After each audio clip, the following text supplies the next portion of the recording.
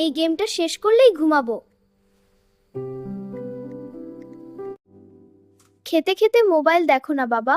একটু পর মা, ভিডিওটা শেষ হোক। এভাবে পড়লে কি কিছু শিখবে? পরে পড়বো বাবা।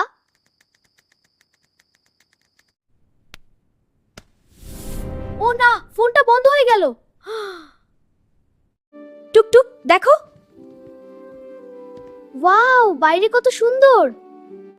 মোবাইল ভালো জিনিস, কিন্তু বেশি হলে ক্ষতি। আমি বুঝতে পারছি দাদু। আমাদের সাথে সময় কাটানোই সবচেয়ে মূল্যবান। আর মোবাইল শুধু সময়ে সময়ে। আজ মোবাইল না, খেলাই বেশি মজা। হ্যাঁ, বাইরে খেলা অনেক ভালো। আজ মোবাইল নয়, আগে সকালটা দেখি। ওয়াও, বাইরে কত সুন্দর। আজ মোবাইল আনোনি নাকি? না, আজ খেলাটাই আমার মোবাইল। স্ক্রিন ছাড়াও যে এত আনন্দ। দাদু, আজ তুমি একটা গল্প বলবে? অবশ্যই, আজকের গল্পটা তোমার জন্যই। পড়াশোনাও এখন মজার লাগছে। খুব ভালো কথা বাবা। আজ তুমি অনেক বদলে গেছো। আমি শুধু ঠিক জায়গায় সময় দিচ্ছি। মোবাইল থাকবে সময় মতো, মানুষ থাকবে মন ভরে। পরিবার আর প্রকৃতি আমার সবচেয়ে বড় সুখ।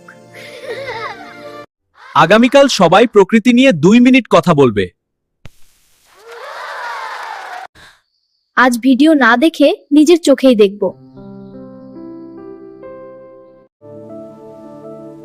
এত সুন্দর জিনিস আগে খেয়ালই করিনি। আজ তোকে মোবাইলে দেখছি না। আজ আমি চোখ দিয়ে ভিডিও বানাচ্ছি দাদু। প্রকৃতি আমাদের চার্জ দেয়, যেমন বিদ্যুৎ মোবাইলকে চার্জ দেয়। এইটাই আসল শেখা। খুব ভালো গল্প। হ্যাঁ, এবার খেলতে যাই। চল মোবাইলে গেম খেলি। আগে মাঠে খেলি, পরে গেম। আজ তো নিজেই মোবাইল বন্ধ করছো। কারণ আজ দিনটা পুরোটা বাঁচাতে চাই। মোবাইল দরকার, কিন্তু জীবনটা তার চেয়েও বড়। স্মার্টফোন ব্যবহার করব, কিন্তু স্মার্ট হয়ে।